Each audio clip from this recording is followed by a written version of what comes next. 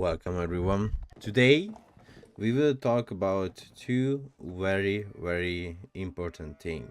First of all is understanding the basic economy, aka economy management. The second is going to be the map awareness and scouting. Now, the first thing that we need to check in a replay when you are checking your games, okay? This is really important. What you do with the villagers. So let's try it again.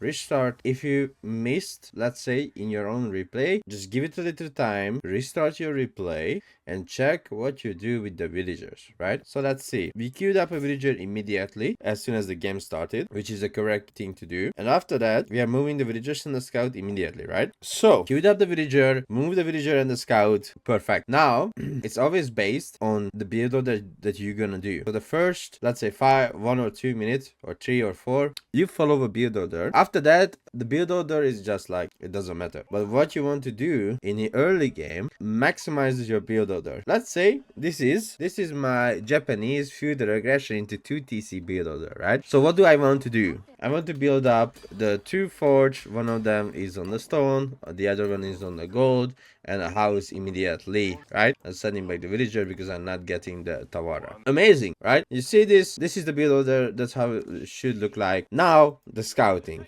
You are scouting around the map. What you need to do before you launch a game, right? You need to go into skirmish. Let's say check the rank map list, what you're gonna do, and check where the map, where the sheep spawn on the map, where they are. So just give it a little bit of, sighting into the map to see, okay, sheep can spawn here, sheep can spawn in the corner. So just like a few restart on the map and see where the sheep are spawning, and you will build up in yourself in a muscle memory to know where to scout. So while you are scouting, make sure you are putting the villagers to the correct resources to also make your build order good and age up at the correct time. Let's spin into the time. We will start aging really soon. If your age time is not over, finishes before 5 minutes, it's okay. But every build order has its own age up timing, right? What you need to make sure how many villagers on what kind of resource you will put. So what is my goal for me right now? My goal is to age up to age 2, right? And get my Uma Bannerman, I think, the knight out of the stable, because I upgraded my TC to next level. Don't forget, only the Japanese can do that. So I upgraded my TC, get her in the wood. I want to drop down the stable whenever I can. I will make the stable. I will drop it down. I'm gonna make my first knight unit out of the stable. I can build it with one villager, or I can rush it with a lot of villager, right? So you can do this. Sending a 7 villager to rush it up, perfectly fine. Sending 1 villager just to make it, that's good as well. So the reason why I'm rushing the stable, because don't forget, as I said before, map awareness and scouting. It's really crucial to know the strategy of your opponent and also know the map, right? So as you've seen, I scouted his deer. So okay, I have to rush up the stable. I have to finish it really fast because I need to get out that knight and do some damage on his deer. So after I do that, let's see what I'm doing with these villagers, where I find like important. Sending to wood, getting more wood. Let me tell you the reason behind that. The reason behind that is very simple. I need production buildings, because now that he will see that I'm making, let's say, horseman or knight out of my stable, he will try to counter it, right? So making an Uma Bannerman, after that making some horsemen, and I will try to do some damage or even idle his villagers. If you couldn't kill any villager, no problem. At least make his villagers idle. Okay, let's see what happens on my base. I'm putting my villagers into a few on food, a few on wood, and a few on gold. This is perfect for you because you want to make a few horsemen or any kind of unit that costs food for you. And like, as a Japanese, you want to transition into barracks, right? It's like HRE making infantry units. The same with Japanese. You want to most likely make infantry units, unless you're rushing castle, right? So this is not a castle rushing build. This is more like a feudal aggression build, what I'm going to do. So I'm here with the Uno Bannerman. You can already see I made a little bit of idle time of these villagers, since they are building walls, they are not gathering food, so he has less villagers gathering food, and those villagers gathering sheep and not the deer that he wished to gather. Okay, I'm still running around his base, causing those villagers to idle. He's not gathering the deer. So at the same time, I'm putting the villagers on resources. Okay, I gonna like 9 on wood. Okay, I have 10 on food. Maybe I will need more on food soon, or I need to build farms. So here I need to make decisions. How many villagers put I on gold? Why do I put that many villagers on gold? Do I need to have that many villagers on gold? If you are making gold heavy, not really gold heavy, sorry, food, they are food heavy, but of course they cost gold. So let's say a samurai 30 or Onobugeisha is 20. Then I need to put more villager on gold, since I need to make the gold units. I want to get upgrades as well. As you can see, I already have plus 1 damage. I have the mini wheelbarrow as well. So I need more gold, because immediately I will start getting a lot of upgrades. And when I say it a lot, I really do mean a lot of upgrades. I'm gonna make units that cost the gold, right? But I need my upgrades. And don't forget, because my TC comes with gathering speed upgrade, I'm gonna put more farms around the TC as well. It's like playing English, right? So the more farms you have, the better for you. But first you gather up the sheep, because for the Japanese, you can't boost the gather rate of sheep, so you want to eat it really, really fast before you are going to any other resources on the map. And at the same time, you are scouting, so you use your scout. You always see what he does. I saw that he has a barrack, he has an archery, and he has he's building a stable. So you always want to make sure you are scouting your opponent. And as you can see, I'm trying to find if he has a second pit mine. Even though I see that he has a gold in his base, he could have sneaked out and build a pit mine on the map. So map awareness, you need to know about the maps. What is he doing? As you can see, sending out units to check the pit mine. This is really important. People can hide buildings or pit mines or uvu, every kind of important or mercenary house to the market. You need to scout that to know what they do or what they have. Based on that information, you can calculate their economy. So, more villager on gold, because as you can see, I'm insanely spending the gold. Good amount of villager food, so I can make my own Bugeisha. And now, as a Japanese, it's gonna be really simple to counter his units, right? Because I need horsemen and on a Bugeisha only. As you can see, they do a really good job. At the same time, I'm getting my upgrades. Where is it? Plus 2 damage right now, melee damage, and I already got ranged armor as well. So I little bit pushed him. My scout gave me vision. I might lose it, that's fine. If you lose your scout and you have a stable, you can remake the scout and just scout your opponent. What is he doing? So I saw that there is a sofa coming to my gold villagers, so I'm rushing up a tower, building it, and at the same time just watch my villagers. Where do I put them?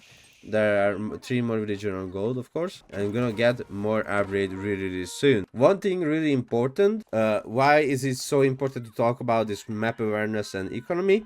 Because even if you have the most horrible micro in the game, but your macro is 4 times better than your opponent, you can lose 100 Melaton and just killing 10 archer, doesn't matter, because you can put another 100 Melaton, another 100, and maybe he can put another archer on the front, another 10 archer on the front, right? So if you make your decision correct, if you decide, okay, I need more food, I'm running out of sheep, I have one secured close berries, but let's say I need the horticulture before. Well, I don't want to wait for the horticulture. I want to get the food immediately. That gives me a lot of food. Here, like, if there was like English or Abbasid, you would make farms, right? Or Rus, because faster gathering speed. So you want to build some of your farms, just spend off your wood that you are getting with those wood villagers, because having this amount of food getting into your base is always good. Not every civilization wants to do that, like let's say French or Jeanne d'Arc or civilization that doesn't have any economical boost or anything like that. Now you want to rather go for deer, or you want to rather go for berries or boar, unless you are, Islamic, boar is halal. We don't eat boar as Delhi.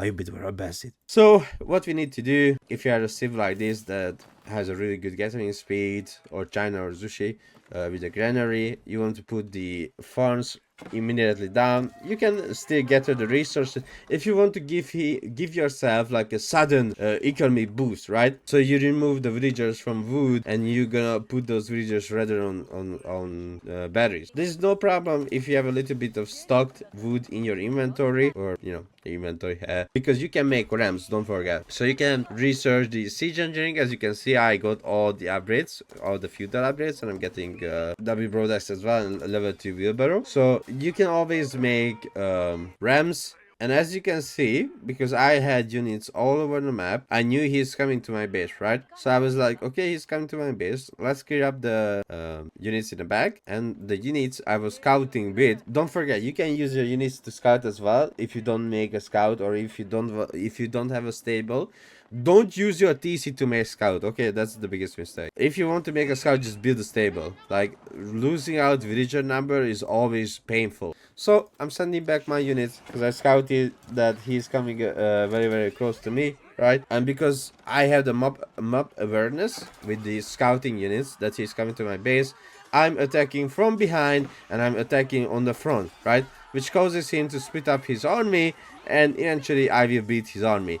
His army looked like insanely big, insanely huge. Archer, sofa, everything you can imagine. He tried to push me in, but didn't work because he had no scouting, which means he didn't know I'm coming from the back and I'm gonna cut him off, right? Okay, so now I'm having more and more wood in the back, which is amazing. I can drop down a TC, right? Because as Japanese, you are getting stone as well while getting gold. So I grab all my villagers. I'm gonna build a TC here. I have a good amount of gold, so I don't need to gather more gold. Okay, so I don't need to gather that gold. I can use all these villagers to build a TC, the gold villagers, and I can push my opponent at the same time. I have a good amount of gold in the bank. I don't need to gather it anymore. I can idle those villagers or do something else. Perfect. There are two perspectives of playing the macro game in this game. You either do a sudden huge boost, or you do like a banking. Let's say you have like 500-600 gold in the bank, and now you're gonna stop harvesting gold. At the same time, you spend your gold because you are making units to spend gold, right? So you are still making gold units. So there are two types again: suddenly harvesting and spending that resources you have, or banking a little bit of resource and just let this resource to just spend it out, just spend it out, just spend it out. So as you can see, I will make more and more units. I'm queuing up horsemen as well because I see he has a good amount of archer, and at the same time my opponent is doing the cow boom. Normal Malian game, that's what you want to do. So sending more villager to food, but I knew at the same time I'm gonna switch to a samurai, which gonna cost a little bit more gold, but I'm thinking also to age up. So let's remove more villager from gold and I will make new villagers, right? I'm gonna use my second TC to make new villagers because, like, I don't want to go next age yet, but I don't need that much of gold. I know in my head I will spend that gold, right, for upgrades, for units and everything. So I just need to harvest the gold very, very slowly, and let's focus on food. At the same time, let's make ramps at my opponent base, because I know what is he going to do, right? So I scouted before. I know he has kettles. He is going to do cow boom. I have enough time to prepare myself and after that push into his base. So if he is going to next stage right now, that means he spent 1,200 food and 600 gold. That has to keep mind that was his bank. All right, just like as you can see, I'm already eating up my gold because I had a good amount of gold in the back.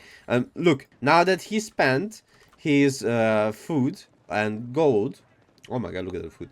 So he spent his food and gold for a while. He can queue up units, but villagers, right? So while he can queue up units because he spent all of his food and gold, but for me that's good because I'm still making units. Just making units, just baking them, just baking them, just baking them, and getting my upgrades as well for the TC. Many people ask me why I'm getting upgrades. Like let's say steel arrow. The reason behind that, because it increases the damage of the TC, the towers, and every unit that has ranged damage, arrow range damage, right? So because I have a really good economy, as you can see, look at my food minute, insanely good. I have a bank gold, so this is a playstyle as well again, and the playstyle, the other playstyle is fully maximizing your economy. But if you can't fully maximize your economy, or you just prefer this kind of playstyle that you want to make sure you have a little bit of bank always, base, not like crazy amount of bank, but just a little bit of bank. That's perfect. So again, the reason why I'm making this guide and I picked this game for this, because I know many people who gonna watch this video gonna have some problem like stacking 2, 3, 4, 5,000 gold in the bank. That's too much. But having like 600-700 gold in the bank and after removing villagers from gold, that's perfectly good. You just need to make sure that the unit you make, let's say on a Begesha, is gonna be food heavy. So just remove those villagers from the gold and put in on food, and just make new villagers from the second town center or your main town center to the gold. And that's what you need to do. After that, now that I scouted him, I know where the cows, where I need to attack. I just start the attack against my enemy, and as you will see, I will beat him to his base by killing all the villagers and everything else. So thank you so much for watching this video, learning a better map awareness and scouting, and understanding the basic of the economic management. The next video will be mastering military strategy and unit composition, and also macro and micro management skills. So thank you so much for watching the part 2 of this free coaching for everyone. I hope you enjoyed it. See you guys on the next video. Bye bye. Also, don't forget to give a like and subscribe to the channel. We need to reach 10k.